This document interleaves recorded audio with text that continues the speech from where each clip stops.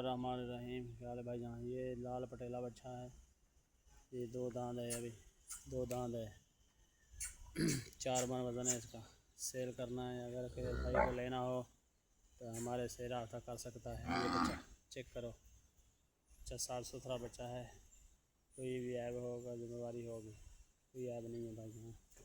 बूंदा अभी हो चुका है, दांत देखने हैं तो दिखा देंगे, वो भी दिखाएंगे।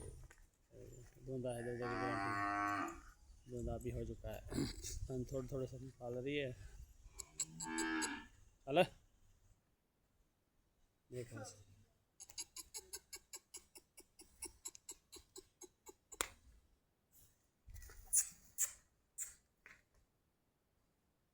बाबा खिलौन दे